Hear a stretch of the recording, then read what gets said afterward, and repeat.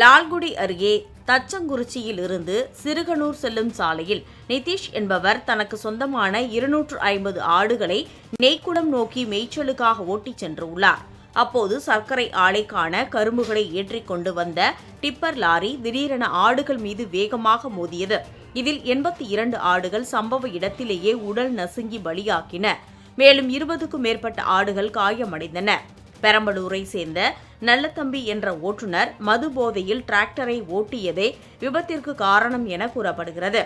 கடன் வாங்கி ஆடுகளை வாங்கிய நிலையில் அதனை எப்படி திருப்பி செலுத்துவது என தெரியவில்லை என்று ஆடுகளின் உரிமையாளரான நிதிஷ் கண்ணீர் மல்க வேதனை தெரிவித்துள்ளார். இதில் தச்சங்குறிச்சியிலேருந்து நெய்க்குளம் மேய்ச்சல் தட்டுப்பாடுனால போகும்போது நாங்கள் ஒரு 250 ஆடு ஓட்டிக்கிட்டு போனோம். 2 பேர் ஓட்டிக்கிட்டு போனோம். நாங்கள் தச்சங்குறிச்சியை தாண்டி குடிநீர் பாய்வில் அந்த வாட்டர் டேங்க்கிட்ட நாங்கள் போய்கிட்டு இருக்கும்போது வேகமாக டிராக்டர் வரதுனால நான் தான் முன்னாடி போயிட்டு இருந்தேன். முன்னாடி அப்பயும் வருதுன்னு தெரிஞ்சு தான் முன்னாடி போய் நிப்பாட்ட சொன்னேன். அவர் மது போதையில் வேகமாக ஆக்சிலேட்டர் அழுத்திக்கிட்டே வந்தாரே தவிர பிரேக்கே அடிக்கலை. நான் ஜஸ்ட் மிஸ் நான் அதனால் வந்த வேகத்தில் பார்த்துட்டு நான் ஒரு லெஃப்ட்டில் ஒதுங்கிட்டேன். நேராக ஆட்டு மேலே விட்டு நேற்று ஒரு 82 உருப்படி ஆடு டெத்தாயிருச்சு. இதுங்களா, இதோட மதிப்பீடு எப்படி வச்சாலும் 12.5 லட்சம் வரும். இப்போ நான் வாங்கினது நகை அடகு வச்சு வீட்டு பத்திரம்லாம் அடகு வச்சு தான் வாங்கினோம் 12 லட்சத்துக்கு.